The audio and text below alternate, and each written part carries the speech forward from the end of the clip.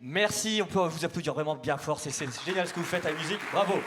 Bon, on va donc arriver sur la dernière conférence de la matinée. Bon, on a un tout petit peu de retard. Je vais demander à André Manoukian de venir me rejoindre ici pour le moment. Allez, on l'applaudit très fort, André.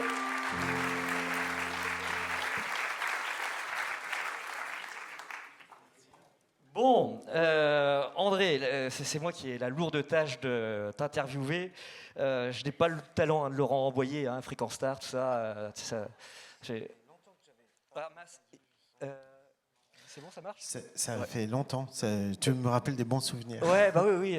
Et justement, Laurent Boyer, il mettait très peu de verbes dans ses phrases. Donc, André Manoukian, pianiste, compositeur, créateur de musique de film, figure médiatique avec la Nouvelle Star, l'Eurovision et dernièrement la vie secrète des chansons. Bon, on s'est mis d'accord, on va tenter une interview un tout petit peu décalée. Je te propose d'aller derrière le piano pour, du coup, cette interview. Allez, on encourage André. Bon, il est habitué. Eric, c'est sympa de prêter ton piano. C'est bon, c'est du bon matos? C'est du bon matos. Excellent. Et excellent groupe aussi. Bravo, les gars. Non, c'est pas facile comme tâche de faire. C'est vrai, hein? Ouais. Mais voilà, on est tous passés par là. Et moi, j'admire toujours ceux qui font ça. Mais là, au moins, on les écoute et tout, parce que parfois, dans des bars, c'est encore plus difficile. Est-ce que Après, il y a les vieilles charrues directes, les gars. Hein. Alors, c'est pas dit, hein. T'as vu ça? André, est-ce que tu veux qu'on baisse le micro qui est juste à côté du piano? Ça sera peut-être plus facile pour toi ou pas? Non? Ouais. Ouais. Alors, je prends Bon. le pied. Donc, André, tu rajoutes une corde à ton piano en devenant start-upper. Peux-tu revenir, du coup, André, sur la genèse philosophico-érotico-cosmique de ta start-up musique? Parfait. Voilà. Alors, Sans bafouiller. la musique, tout le monde me demande, mais comment ça se fait qu'un musicien comme vous, quel rapport avec l'intelligence artificielle? L'intelligence artificielle, ou du moins les mathématiques, sont consubstantielles à la musique. La musique, c'est l'art le plus mathématique qui soit. C'est un certain Pythagore qui a défini les 12 degrés de la gamme. Un jour, il était devant la mer Égée, il avait un peu le blues. Alors il a tendu une corde contre une porte en bois et il l'a fait sonner et il a eu cette note. Et puis ensuite, il a divisé la corde par deux parce que lui, il aimait bien diviser les choses et encore une fois être dans les proportions. Et là, il a obtenu une octave. Quand on divise une corde par deux qui résonne, on a l'octave au-dessus. Il a divisé par 3, il a obtenu la quinte, il a divisé par 4, il a obtenu la quarte, c'est-à-dire Fa, Sol, Do. Et en continuant les divisions comme ça, d'une manière régulière et harmonieuse, il a établi notre gamme. Les 3 premiers accords sont intéressants. Les 4 premiers accords, les 4 premières notes, c'est Do, Do et Fa et Sol. Et il avait un principe qu'il appelait la tétradkis. La tétradkis, c'est tétra en grec, c'est 4. C'est de dire finalement que le monde a été créé par le chiffre 4. Au début est le 1. Moi aussi, je vais faire de la mystique. Je ne fais pas de la méditation tous les matins pendant 1 heure, mais par contre, je bois des coups le soir avec les copains et c'est pareil. Parce que là... Et grâce à la musique, je peux me brancher directement dans le cosmos parce qu'il y a un endroit dans l'espace où le passé, le présent et le futur sont un seul et même instant. Et avec la musique, on y arrive. Non, je vais pas vous... Voilà. Bref. On reste focus. Donc, pour Pythagore, le 1. Les chiffres sont des symboles formidables. Le 1, c'est l'unité. Ok. Et puis ensuite, il y a la division, le 2. Le yin, le yang, le masculin, le féminin, Dieu sépara la lumière, l'obscurité, etc. Mais ce 2, finalement, il est dynamique, c'est la sexualité aussi qui va créer le 3. Le 3 étant le chiffre du créé, nous, le tout se mouvant dans les 4 éléments, l'eau, le feu, la terre et l'air. 1 plus 2 plus 3 plus 4 égale 10 égale 1 à nouveau. Voilà comment il expliquait le Big Bang, c'est-à-dire la création du monde. Or, tout d'un coup, voilà qu'à ces chiffres, il associait des notes de musique. Et pas n'importe lesquelles. Si je dois retranscrire, j'ai 2 fois Do, donc j'ai Do, j'ai Fa et j'ai Sol. Fa, Sol, Do, c'est la cadence parfaite que l'on retrouve chez Jean-Sébastien Bach, mais c'est aussi les accords du blues. Attendez, je vais essayer de faire ça comme il faut. Je vais juste mettre ça là. Voilà. Pour tout ce que vient de dire, du coup, André, je ramasse les copies à la fin, d'accord? Et c'est André qui corrigera tout ça. On verra qui a compris. Voilà. Alors, la cadence... On arrive sur Jean-Sébastien Bach, là. La cadence parfaite, donc... et les accords... donc, Fa, Sol, Do. Voilà, ça c'est la cadence qu'on entend dans tous les morceaux classiques, mais c'est aussi les accords du blues. Moralité, Dieu était un joueur de blues. Et ça, c'est Pythagore qui l'a démontré. Alors, au-delà de la blague, les notes ont une fonction, je dirais, naturelle. C'est-à-dire que la musique, on dit que c'est subjectif, mais pas du tout, en fait. Pourquoi est-ce qu'on trouve des choses qui sont consonantes et des choses qui sont dissonantes? Les choses qui sont consonantes, c'est-à-dire qu'on trouve harmonieuses, elles sont à l'intérieur même de la note. Si on analyse le Do, par exemple, dans cette note-là, il y en a beaucoup d'autres. Il n'y a aucun son pur dans la nature. Le seul son pur dont on puisse avoir, nous, la conscience, il est fabriqué par l'oscilloscope. Vous savez, quand vous êtes sur votre lit de mort et puis que vous entendez ce son-là affreux et sinusoïdal qui signifie que vous êtes dead. C'est ça, un son pur. Donc, du coup, c'est super moche. Tous les sons sont complexes et avec des harmoniques. Seul l'oreille humaine n'entendant que jusqu'à 18 000 Hz, par contre, les chiens, eux, entendent les ultrasons. Donc je dis souvent, seuls les chiens et les fous entendent les ultranotes. Alors qu'est-ce qu'il y a dans un Do? Il y a le Do à l'octave, le Sol, le Do, le Mi, le Sol. C'est-à-dire que l'accord parfait de Do majeur, il est suggéré dans une seule note. Les Allemands appelaient ça les notes du repos. Et puis ensuite, les autres notes sont les notes de la tension. Là, vous voyez, je suis tendu. Ouh là là, ça va pas, je suis super tendu. Et là, ça va beaucoup mieux.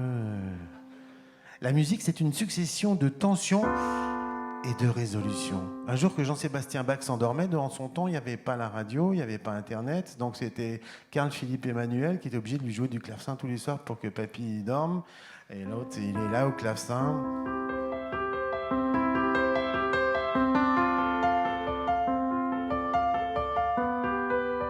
Et là, tout d'un coup, il entend son père qui ronfle. Putain, il se lève et il dégage. Là, ça réveille le vieux Bach. Pourquoi? Parce qu'il est resté sur un accord de septième non résolu, avec que des notes de tension. L'autre, il est allé au clavecin, il a fait ça, et il a pu aller se rendormir. Beethoven, il est arrivé. Donc, toute l'histoire de la musique n'est faite que de tension et de résolution. Quelque chose qu'on trouve d'harmonieux, c'est ça. Par contre, quand une note est voisine d'une autre, le Do et le Do dièse, c'est horrible, ça, on est d'accord. Elles sont très proches l'une de l'autre. Il y en a un qui est à 440 et l'autre, il est à 460 Hz. Donc, du coup, ça fait des frottements. Les Romains utilisaient ça comme torture. Ils mettaient le martyr chrétien au milieu et ils mettaient 300 joueurs de flûte autour. Les flûtes étant désaccordées, le gars, il crevait fou. Donc, Najat Vallaud-Belkacem a bien fait d'arrêter la flûte à bec à l'école. Merci beaucoup. Ça, elle l'a fait bien. Du coup, André, on arrive aux algorithmes. Exactement. Algorithme. Alors ça veut dire qu'on est dans les fréquences et dans les mathématiques. On est dans les proportions. Pas besoin d'être mathématicien pour ressentir ça. L'algorithme, c'est quoi? Moi, tout petit, j'étais fasciné par l'improvisation. J'ai commencé par le piano classique. À 6 ans, je jouais les inventions de Jean-Sébastien Bach. Ça reste Dieu. Enfin, c'est pas ça. La vérité, c'est que Dieu ne serait pas grand-chose sans Jean-Sébastien Bach, selon Sioran. Et puis, à 13 ans, j'ai découvert mon premier disque de ragtime. Et là, j'ai fait, mais c'est quoi cette musique? J'avais l'impression d'écouter Jean-Sébastien Bach avec du rythme. Et ensuite, dès que j'allais voir un pianiste de jazz, je disais, mais comment il fait pour improviser comme ça pendant des heures, pour jouer des notes qui ne sont pas écrites sur une partition? Il faudrait des bottins entiers. Et j'ai été fasciné par ça. Et j'ai appris qu'au fond, tous les musiciens classiques étaient des improvisateurs et qu'au 19e siècle, société industrielle, pour la première fois dans l'histoire de l'humanité, on a désappris sciemment une technique. On a désenseigné quelque chose. Et je le dis à chaque fois avec presque de la colère. C'est comme si on vous désapprenait. On a désappris aux musiciens à être autonomes derrière leur instrument, c'est-à-dire à improviser. On a dit désormais, il y en a un qui a le droit d'improviser, c'est-à-dire d'aller au bout, c'est le compositeur. Et vous, les musiciens, vous n'êtes plus que des exécutants. Vous êtes des lecteurs. On a analysé le cerveau d'un pianiste qui lit Chopin, un grand pianiste classique, et d'un pianiste qui improvise du jazz. Ça n'est pas du tout la même zone du cerveau qui est mise en route. Quand le pianiste lit Chopin, c'est la zone de la lecture. Quand le pianiste improvise sur du jazz, c'est la zone des mathématiques, de la représentation dans l'espace et des trois dimensions.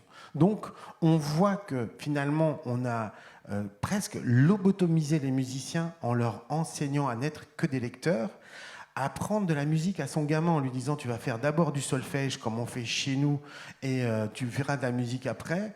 C'est criminel, c'est comme si vous disiez à votre enfant qui vient de naître je ne te parle pas et tu ne me parles pas avant que tu ne saches lire et écrire. Vous vous rendez compte de l'aberration totale de cette chose-là.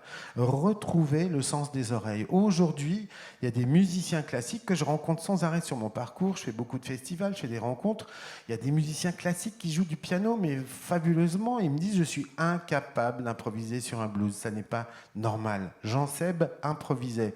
Un jour, le roi de Prusse, qui avait dans son orchestre Carl-Philippe Emmanuel, le fils de Jean-Sébastien, n'arrêtait pas de dire à son fiston quand est-ce qu'il vient ton père, quand est-ce qu'il vient ton père.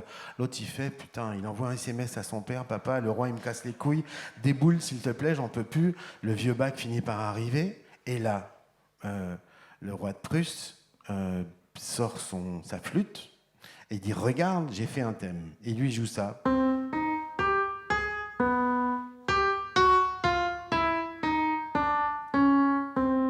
Ça, c'est un chat qui marche sur un piano. C'est quoi ce thème pourri? Le thème le plus pourri de la Terre. C'est pas possible de faire pire que ça. Jean Seb s'assied derrière un clavecin, dit majesté, comme c'est trop beau. Et voilà ce qu'il en fait.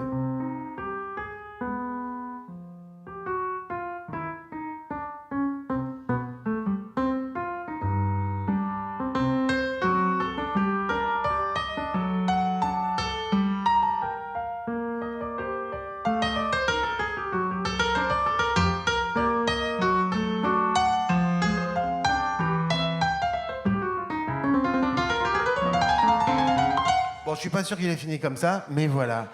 Il a fait l'offrande musicale, un des thèmes les plus beaux qui soit. Il a improvisé sur place une fugue à 4 voix. Donc, c'est quoi la musique de Jean-Sébastien Bach? C'est des algorithmes pour répondre à ta question. Et quand il a écrit l'art de la fugue, ça n'est qu'un traité d'improvisation. Moi, pourquoi je me suis mis dans l'intelligence artificielle? Parce que j'ai eu envie de formaliser cette chose-là. Cette chose qu'on fait d'instinct, sans le savoir. Le premier prof que j'ai pris, c'est un musicien de jazz en lui disant apprends-moi comment improviser. Le gars, il m'a regardé, il m'a dit bois du whisky. Alors j'ai trouvé ça un peu léger. Je suis allé à la Berklee School of Music à Boston. Et là-bas, je me suis rendu compte que les règles de la liberté tenaient sur 3 portées, une demi-feuille de papier. Et ici, on nous casse les couilles depuis des années avec des tortures musicales, alors que le chemin de la liberté, il est si simple. Il est si simple, mais ça demande beaucoup de boulot. Donc, quand j'ai rencontré mon partenaire Philippe Guillot à San Francisco, parce que je suis allé me faire incuber là-bas, j'ai trouvé un des, j'allais dire, c'est pas lui qui le dit, c'est pas moi qui le dis, c'est notre investisseur qui m'a dit, Stéphanie L'Hospital m'a dit, tu sais que tu as les meilleurs développeurs de la planète, c'est des seniors, ils ont déjà fait leur boîte avec Igal Cohen, et tout d'un coup, nous on se retrouve avec 2 musiciens, Hervé et moi, et en face de nous, on a des mecs qui savent nous traduire à la seconde, en informatique, les délires musicaux qu'on a dans la tête. Alors il fallait qu'on s'adapte au marché, parce que des délires musicaux, vous pensez que j'en ai à la tonne, et je les garde dans ma culotte pour l'instant, mais vous allez voir un jour, ça va barder. En attendant, on s'est focusé, je suis trop long, hein, je sais. Non, je commence à transpirer de la moustache là, J'ai par dépassé. rapport au timing, mais alors voilà, vas-y. Ce qu'on a fait, c'est qu'on a fait 2 choses. On a un mode de production musicale qui augmente le compositeur. Le robot qui fait de la musique, c'est du bullshit. Ça n'existe pas, c'est de la merde. Moi, je dis un robot ou une intelligence artificielle composera un thème musical un tout petit peu cohérent le jour où ce robot éprouvera la peine d'un chagrin d'amour.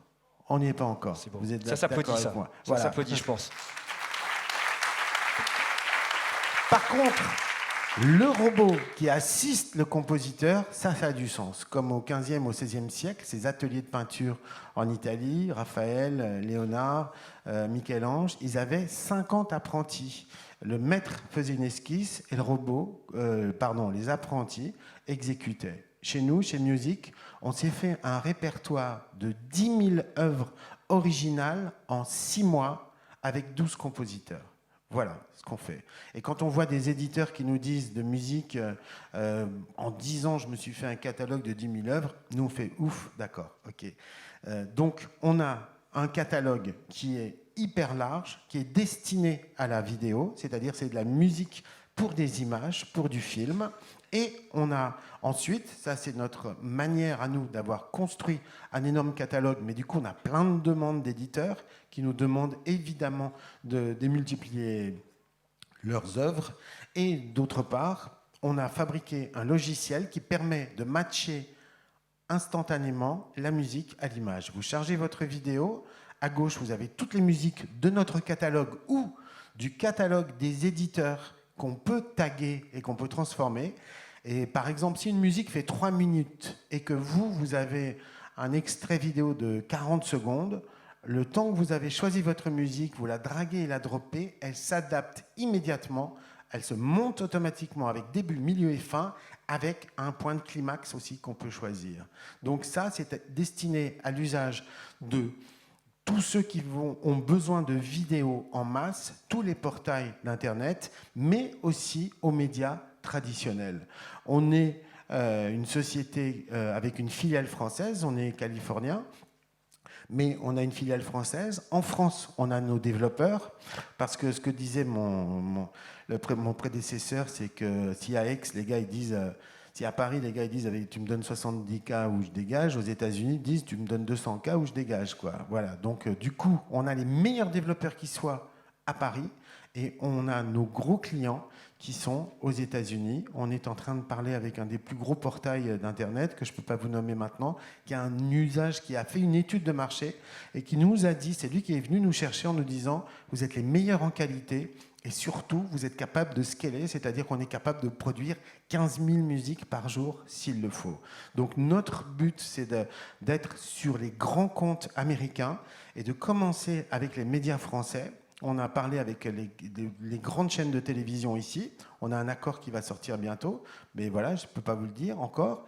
Et du coup, une fois que ça s'est pérennisé, on va faire la même chose, évidemment, aux États-Unis. On a une équipe commerciale qui est aux États-Unis. On a déjà levé en seed et maintenant on a besoin de lever à nouveau pour développer ce commercial. Notre produit est au point. Voilà. Ok, merci André. Et oui, ça s'applaudit bien sûr. Je me souviens, au tout début, première édition du festival, on avait Erwan Montéour qui était venu ici, qui avait lancé la start-up Finnext, qui nous disait que c'était l'aventure certainement la plus complexe au niveau monter une start-up, une entreprise. Pour toi, tu as plein d'activités. Est-ce que sur ce sujet-là, tu penses que c'est très complexe par rapport à toutes tes autres aventures ? Non, j'ai déjà vécu ça. On me dit comment vous faites pour être à la fois musicien et entrepreneur. Je pense que j'ai réussi ma carrière de musicien parce que j'étais entrepreneur. Mon premier disque, c'était avec une chanteuse qui s'appelait Liane Folly. J'avais pas d'argent à l'époque, donc on faisait comme tout le monde. On allait voir les maisons de disques, on mendiait pour avoir 3 jours de maquette. On montait à Paris parce qu'on était provinciaux, lyonnais. Et à Paris, le dernier jour, le mec il venait de CBS, pour pas la nommer, c'est pas Caramel Beurre Salé, mais c'était l'ancêtre de Sony. Et le mec, le directeur artistique, il me dit enlève la trompette, Coco, ça fait trop jazz, ça marchera jamais. Liane m'a regardé, je l'ai regardé, elle me dit mais qu'est-ce qu'on fait? Je dis on rentre à Lyon, on se paye notre studio d'enregistrement et ce mec-là, on lui fera un gros doigt dans un an. Il s'appelle Michel Boulanger. Si vous le croisez, remerciez-le, c'est grâce à lui que je suis un entrepreneur. J'ai vendu 2 millions d'albums avec Liane Folly, justement parce qu'elle était jazzy, parce qu'elle n'était pas comme les autres, parce qu'elle ne faisait pas du disco, parce qu'elle ne faisait pas ce qui était à la mode. Et pour être disruptif, les gars. Moi, je l'ai été bien avant que ce mot n'existe. Et surtout, pour moi, être entrepreneur, c'est une seule chose. Ça veut dire avoir les moyens d'aller au bout de son rêve et de sa conviction, qui est souvent à contre-courant. Tu penses que Michel Boulanger est sur Twitter? Oui, monsieur Boulanger est là. Son applaudissement.